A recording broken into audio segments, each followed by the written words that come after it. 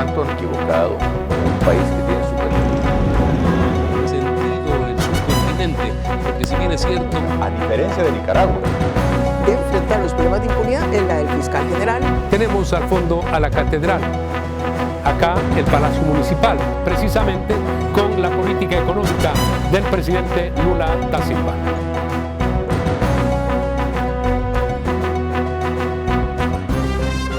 Un gusto volver a estar con ustedes en el espacio Fernando Aguayo América. Cordiales saludos a quienes nos ven a través de la señal de Gama Visión en el Ecuador, por Mega TV en la Florida y por OnePlus TV en el Ecuador y en el mundo.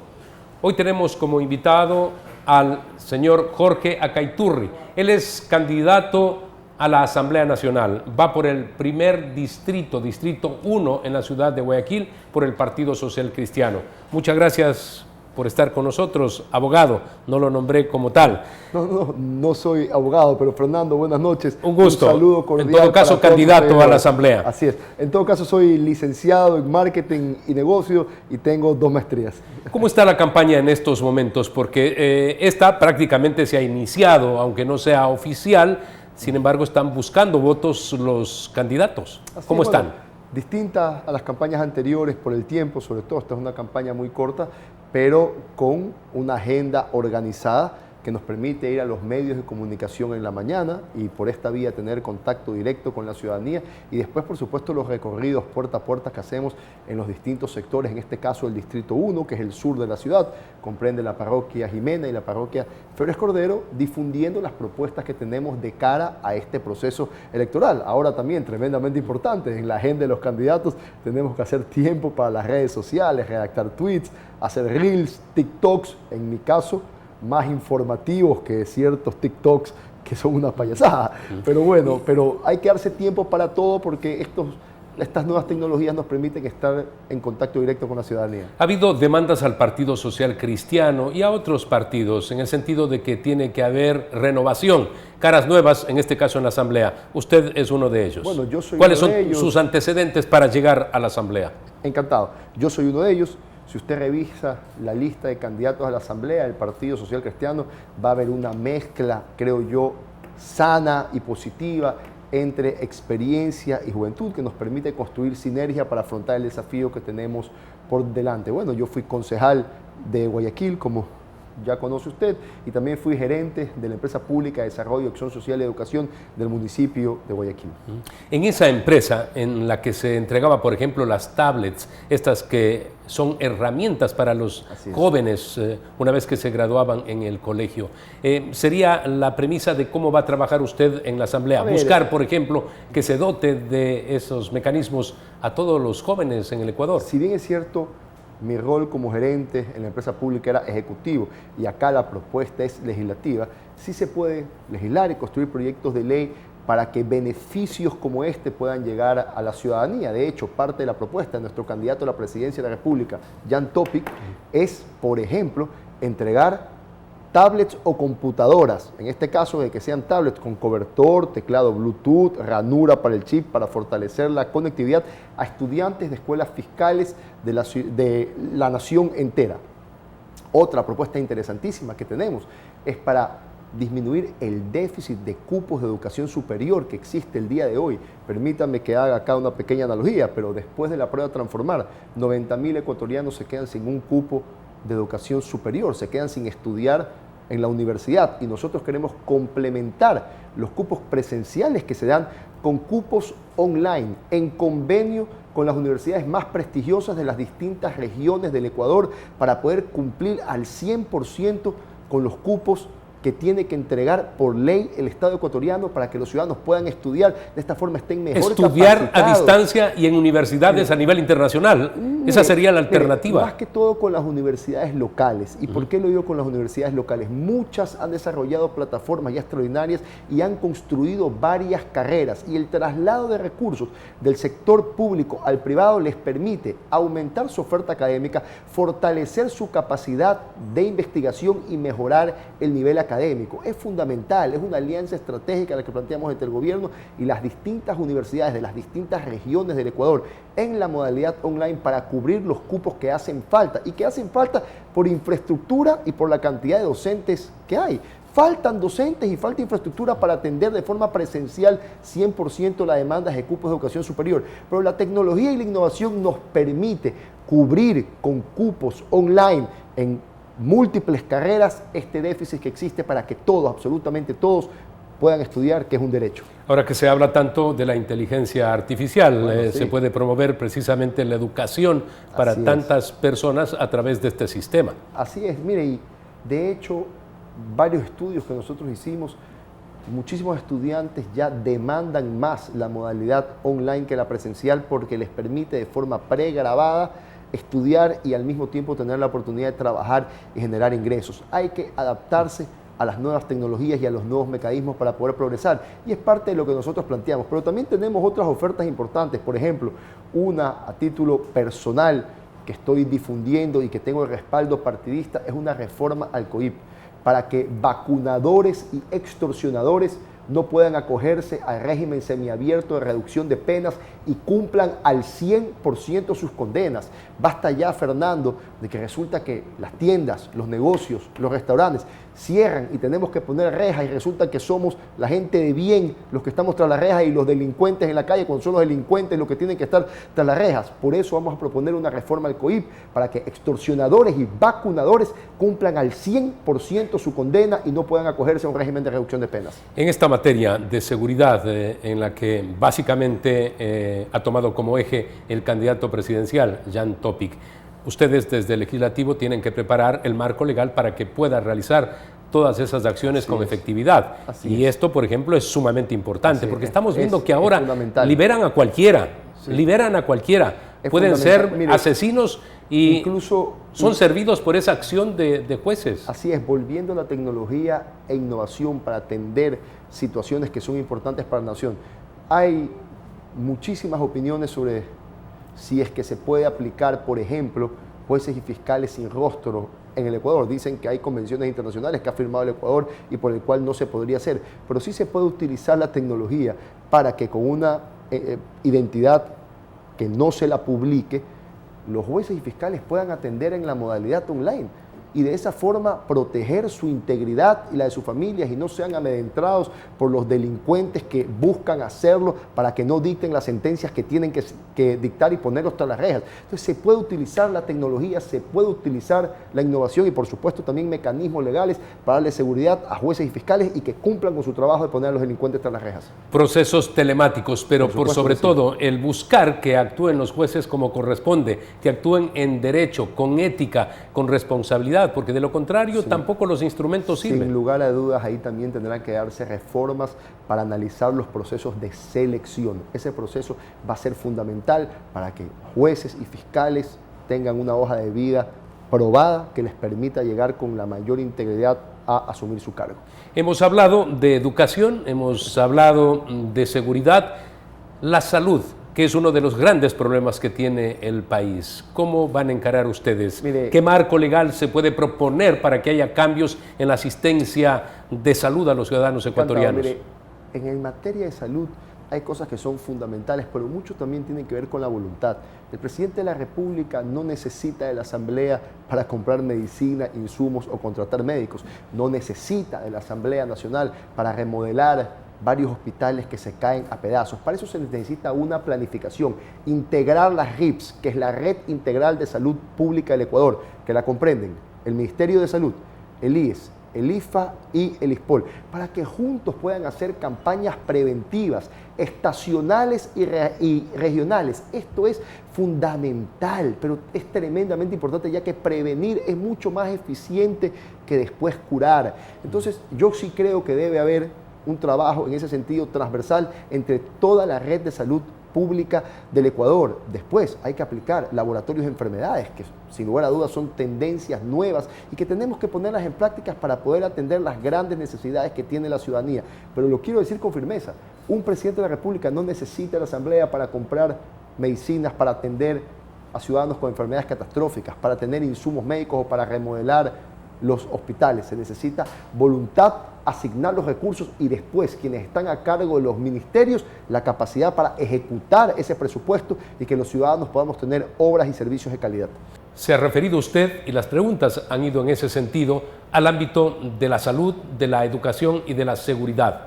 Tenemos que hablar del trabajo, porque es uno de los graves problemas, acuciantes problemas que vive la gente de nuestro país. ¿Qué es lo que va a hacer en esta materia? Una de las propuestas del Partido Social Cristiano de hace ya algunos años es que se permita la contratación por hora que no menoscabe derechos laborales. ¿Qué significa esto?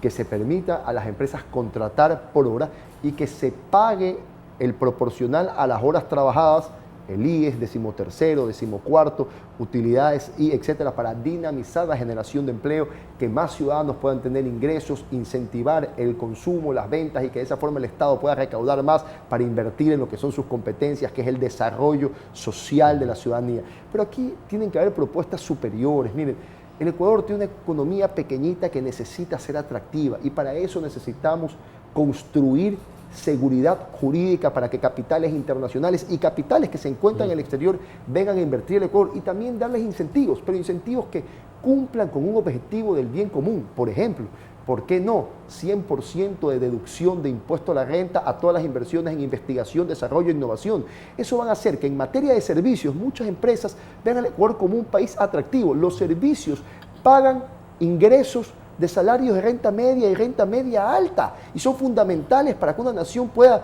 progresar. Después, un empresario local que diga, en vez de pagar el impuesto a la renta al Estado, renuevo mi línea productiva, aumento mi productividad, es decir, produzco más, aumento mi competitividad, exporto más, ingresan más divisas al Ecuador, contrato más personal y quizás el Estado no recauda por el impuesto a la renta, pero si los ciudadanos tienen más plata en el bolsillo, consumen más, recauda más por el IVA que va directo a la avena. Estas cosas son fundamentales. Hay que impulsar el crecimiento económico. Otra de las cosas que estamos planteando es que la deducción de alimentos, medicina, atención médica, educación personal y familiar, vestimenta, contratación de personal e intereses contraídos por los créditos se puedan deducir al 100% del impuesto a la renta para que los ecuatorianos tengan más dinero en los bolsillos, puedan consumir, dinamizar las ventas y la economía y de esa forma mejorar su calidad de vida. Propuestas muy claras las que ha ofrecido en esta entrevista el candidato Jorge Acaiturri del Partido Social Cristiano, Distrito 1 en Guayaquil. Muchas gracias. Fernando, gracias a usted y un saludo cordial para toda la audiencia. Tenemos que hacer un corte comercial. Retornamos con nuestro segundo invitado.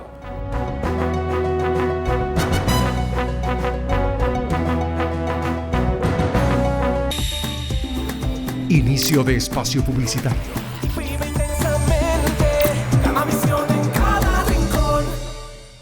En la Clínica de Ojos Dr. José Sacoto Navia contamos con un equipo de profesionales altamente capacitados a la vanguardia tecnológica, brindando una atención personalizada y con calidez.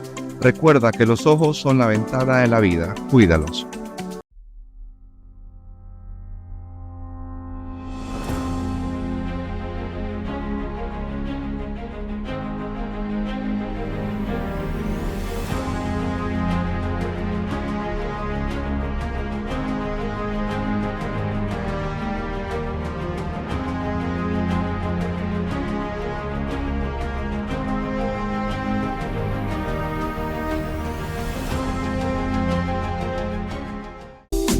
Verde Fruit, el camino para acercar los productos de América Latina a los Estados Unidos.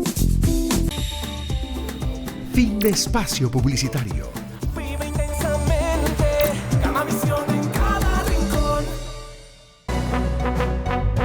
En esta segunda parte del programa vamos a referirnos a un tema sumamente preocupante, como es la posible presencia del fenómeno El Niño. Se dice que ya en octubre y más aún noviembre y diciembre podría hacer efectos aquí en nuestro país. Hay cifras, 10.000 millones de dólares se podrían perder como consecuencia de los efectos del fenómeno El Niño. Y tenemos al ingeniero Clever Sigüenza con nosotros. Él es el presidente de la Cámara de Agricultura del Litoral. Gracias por estar con nosotros. Hablar de estas cifras conmueve, ingeniero. Gracias, estimado Fernando. Un saludo cordial a todos los televidentes de este prestigioso medio. Efectivamente, estamos todos los agricultores, especialmente de la costa, muy preocupados. toda vez, Fernando, que la agricultura en el Ecuador representa alrededor de 10.000 millones de dólares en su totalidad, de los cuales cerca de 7.000 están concentrados en la zona costanera y de ello el 80% en las provincias de Guayas, Los Ríos y El Oro. Es decir, más de la mitad de la agricultura del país está concentrada en estas tres provincias que sufrirían embates fuertes del fenómeno del Niño, de presentarse con la fuerza que se está estimando. Si uno recuerda lo ocurrido en el 97, entonces uno sabe que estas cosas pueden suceder, porque recordemos que para el 2000 hubo una crisis financiera y se dice que la base fue los efectos del fenómeno del Niño. Efectivamente, en esa época el tamaño de la economía del Ecuador era mucho más pequeña, pero en términos porcentuales el impacto fue de cerca de 10 puntos del PIB, porque no solamente afectó la agricultura, sino todas las demás actividades de forma colateral no se ven afectadas, y también pues la infraestructura que permite la movilización de productos, etcétera, ¿no? Ahora seguramente estamos mejor preparados que en el 97 porque tenemos obras de mitigación que se hicieron en el transcurso de todos estos años, como los sistemas de bypass, que son ríos artificiales existentes en varias zonas del litoral ecuatoriano. Sin embargo, sí se ha trabajado en ese sentido, hay esa infraestructura. Tenemos una infraestructura mucho mejor que la del año 1997, que actualmente requiere de mantenimiento. Entonces tenemos estos 4 meses para preocuparnos de darle mantenimiento a esa infraestructura. El gobierno ecuatoriano en las últimas semanas hemos visto muy enfocado en el fenómeno El Niño y ha habido ya decisiones gubernamentales en el sentido de prepararse y por otro lado también asistir con recursos especialmente para el sector agrícola, lo cual debemos resaltar. Así como criticamos, hay que decir las cosas cuando se hacen de manera adecuada. ¿Ustedes sienten que está ocurriendo esto? Efectivamente, todos los estamentos del gobierno están mostrando su preocupación.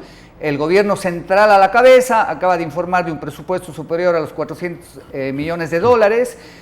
También los consejos provinciales juegan un papel crucial, nos hemos reunido con los prefectos de las provincias, también los consejos cantonales, también el Ministerio de Agricultura, ¿no? Diríamos, y el Ministerio de Obras Públicas, digamos que son los principales entes con el gobierno central a la cabeza, ¿no?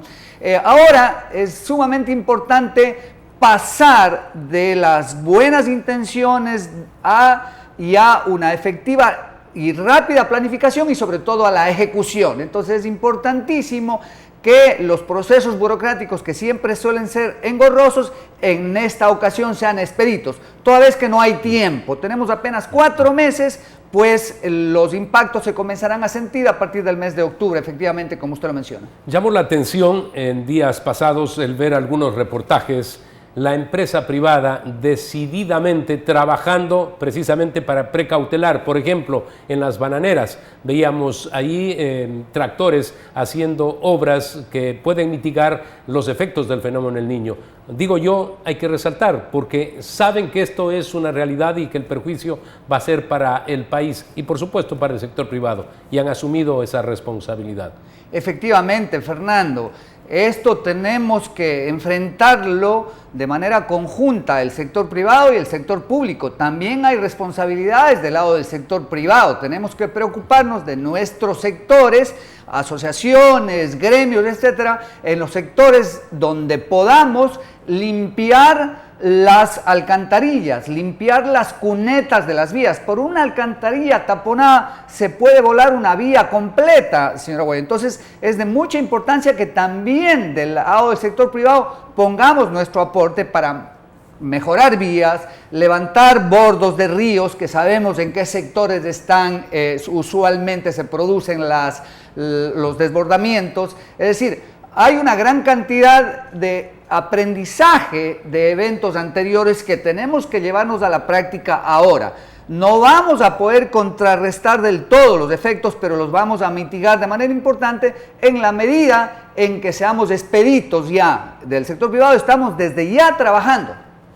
Tenemos que hacer una pausa comercial. Retornamos inmediatamente y vamos a seguir dialogando sobre los efectos del fenómeno El Niño, el trabajo que están realizando en el ámbito privado, los anuncios del gobierno, pero qué pasa, por ejemplo, con los pequeños agricultores. Las respuestas al retorno.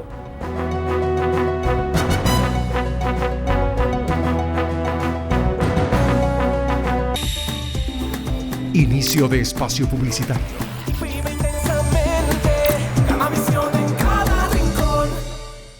En la Clínica de Ojos Dr. José Cotonavia contamos con un equipo de profesionales altamente capacitados a la vanguardia tecnológica, brindando una atención personalizada y con calidez.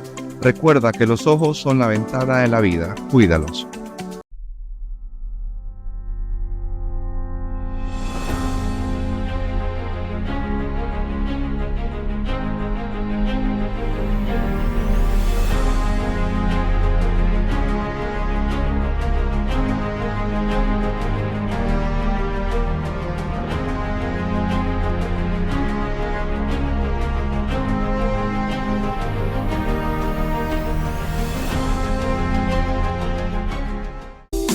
Verde Fruit, el camino para acercar los productos de América Latina a los Estados Unidos. Fin de espacio publicitario.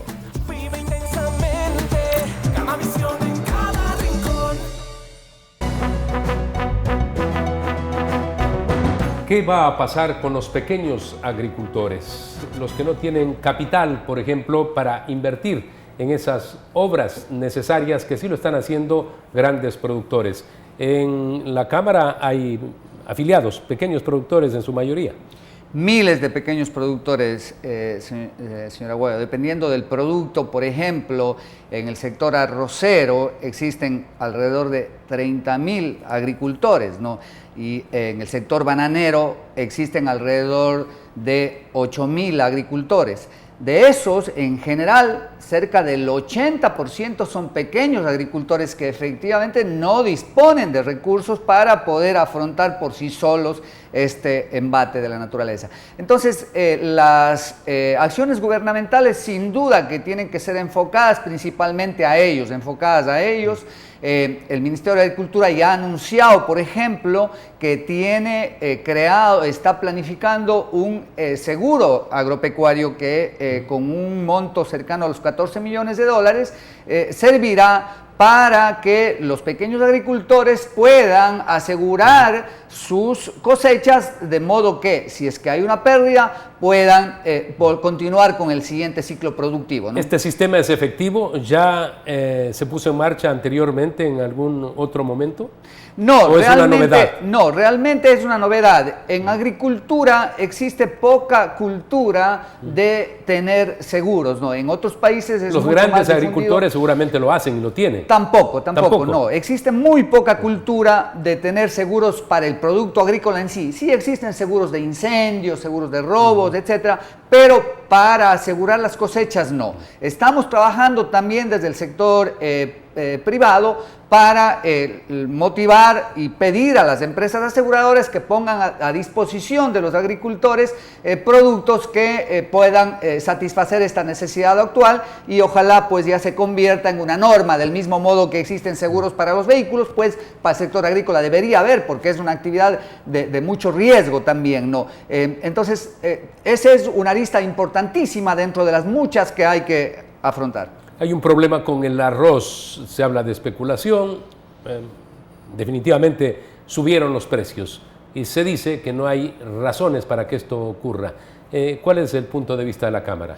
Sí, nosotros nos debemos a los pequeños agricultores, ¿no? Entonces siempre estamos preocupados de la viabilidad económica, pero no podemos desconocer que existe un mercado, ¿no? Y que el mejor paliativo para una escasez es incrementar la producción. Por lo tanto, ahora las acciones fundamentales, principales del Ministerio de Agricultura tienen que estar orientadas a que los pequeños agricultores puedan sembrar en esta ventana de tiempo que tenemos. Tenemos 4 meses para tener una cosecha abundante, de modo que el faltante puntual de ahora rápidamente se equilibre. El hecho de importar, dicen los arroceros, va en contra del sector, pero el gobierno piensa que tiene que haber arroz más barato para el consumo de los ciudadanos ecuatorianos. Por supuesto, hay que entender al lado gubernamental y al lado también del consumidor, no que una especulación de precios que lleve al arroz a $80 es inaguantable para el consumidor también. Entonces ahí se trata de ver esto de forma técnica y con adecuadas reuniones y conversaciones llegar a un consenso de cuánto es el faltante que permita nivelar los precios, porque también el agricultor no quiere que el consumidor sea perjudicado. Entonces trata de que el análisis técnico sea el apropiado para permitir el ingreso de contingentes limitados, ¿no? De manera que el precio se nivele nuevamente a niveles de $35 o $40 para que el agricultor pueda seguir cultivando, porque el Ecuador sí tiene mucho potencial en ser eficiente en el cultivo del arroz, pero no debemos desconocer que tenemos vecinos que pueden ser más eficientes y no podemos dormirnos de los laureles pensando en que solamente el proteccionismo nos va a dejar tranquilos, porque las fronteras son permeables, etc. Los controles son insuficientes para garantizar precios. Por lo tanto, paralelamente tenemos que ir trabajando en mejora de productividad, en mejora de competitividad. En el caso concreto del arroz es nivelar los suelos de acero, para ello se requieren pues inversiones, etc. Entonces es una tarea del sector arrocero en su conjunto, tanto productores como industriales, sentarse y mirar el problema como un tema del país, ¿no? Pues nadie quiere perjudicar ni al un lado ni al otro lado, ¿no es cierto? Entonces eso requiere de un equilibrio y, como digo, de que el balance se logre. Si es que es necesario un contingente, pues que no sea excesivo y que sea absolutamente temporal. En poquísimas palabras, en esta campaña electoral, que es corta, igualmente el ámbito de la agricultura debe ser abordado con profundidad. Por supuesto, necesitamos que los candidatos hablen con claridad sobre el futuro de la agricultura, ¿no? Los agricultores necesitamos fundamentalmente opciones de financiamiento con plazos apropiados y con tasas de interés apropiadas, ¿no? Y dependiendo del producto, hay productos de ciclo largo que requieren de plazos mucho más largos, productos de ciclo corto que requieren plazos de ciclo corto. Entonces, los gobiernos deben trabajar sobre todo, enfocar estas políticas crediticias del lado del sector público hacia los pequeños agricultores. Muchas gracias, ingeniero. Gracias a usted, Fernando. Amigos, recuerden, ustedes tienen una cita en Fernando Aguayo América la próxima semana en el Ecuador a través de Gama Visión, a través de Mega TV en la Florida y por OnePlus TV en el Ecuador y en el mundo.